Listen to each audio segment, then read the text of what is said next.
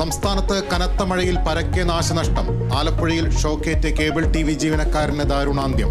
എറണാകുളം പൂത്തൃക്കയിൽ വീടിന് മുകളിലേക്ക് മണ്ണിടിഞ്ഞു വീണു. കടലാക്രമണം രൂക്ഷം.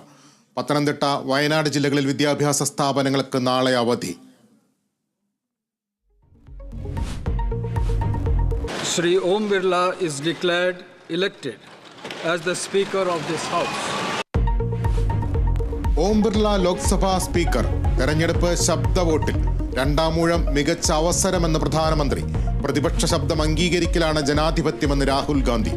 അടിയന്തരാവസ്ഥയെ അപലപിച്ചുള്ള സ്പീക്കറുടെ പ്രമേയത്തിൽ പ്രതിഷേധം. സംസ്ഥാനത്ത് അവശ്യവസ്തുക്കൾക്ക് തീവിലയെന്ന് പ്രതിപക്ഷം നിയമസഭയിൽ. സർക്കാർ സപ്ലൈകോയുടെ അന്തകരെന്ന് പ്രതിപക്ഷ നേതാവ്. സപ്ലൈകോയുടെ 50ാമത്തെ വർഷം അതിന്റെ അന്തകരായി മാറിയ സർക്കാരിനാണ് നിങ്ങൾ അറിയാൻ പോകുന്നത്. വിലക്കയറ്റം ദേശീയ വിഷയമെന്ന് മന്ത്രി GR അനിൽ. നമ്മുടെ സംസ്ഥാനത്ത് മാത്രം വിഷയമല്ല, രാജ്യമൊട്ടാകെയുള്ള ഒരു പ്രശ്നമാണ് എന്ന് നമുക്കെല്ലാം അറിയാം. ഇത്തരം വിഷയങ്ങളെ സംബന്ധിച്ച് കൂട്ടായി ഇടപെടേണ്ട കാര്യമുണ്ട് സാർ. അടിയന്തര പ്രമേയത്തിന് അനുമതിയില്ല. സഭ വിട്ട് പ്രതിപക്ഷം. പി ജയരാജനെതിരെ രൂക്ഷ വിമർശനവുമായി മുൻ DYFI നേതാവ് മനു തോമസ്. പാർട്ടിയിൽ പുതിയ ഗ്രൂപ്പ് ഉണ്ടാക്കാൻ ജയരാജൻ ശ്രമിച്ചു. ഉന്നത പദവിയിലിരുന്ന് പാർട്ടിയെ പലവട്ടം പ്രതിസന്ധിയിലാക്കി. മകനെയും കൊട്ടേഷൻകാരെയും ഉപയോഗിച്ച് ജയരാജൻ കച്ചവടങ്ങൾ കെട്ടിപ്പൊക്കിയെന്നും ആരോപണം.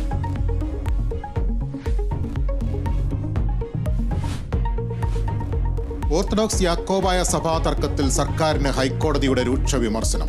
നടപ്പാക്കാത്തത് സുപ്രീം കോടതി വിധിയാണെന്നോർക്കണം. സർക്കാർ നടപടികൾ പ്രഹസനമെന്ന് വിമർശനം. വിധി നടത്തിപ്പിനെ എതിർക്കുന്നത് എന്തിനെന്ന് യാക്കോബായ സഭയോട് കോടതി. ആലപ്പുഴ അരൂർ തുറവൂർ ദേശീയപാതയിൽ യാത്രക്കാരെ ചെളിക്കുണ്ടിലാക്കി ഉയരപ്പാത നിർമ്മാണം.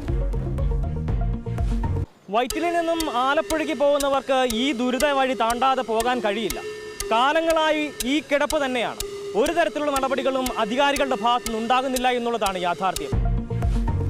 ശക്തമായ പ്രതിഷേധവുമായി നാട്ടുകാർ. ജനകീയ പ്രശ്നം ഏറ്റെടുത്ത് കേരള വിഷൻ ന്യൂസ് പരമ്പര. ഇന്നാവാ കുഴിയടയ്ക്കാം.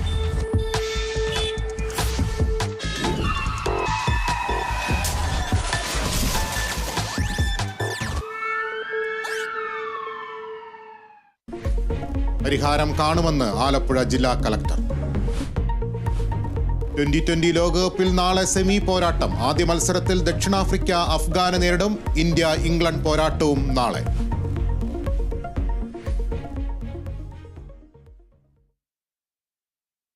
സംസ്ഥാനത്ത് കനത്ത മഴ തുടരുന്നു. വിവിധയിടങ്ങളിൽ മഴക്കെടുതിയിൽ പരക്കെ നാശനഷ്ടം. ആലപ്പുഴയിൽ മഴക്കെടുതിയിൽ 1 മരണം.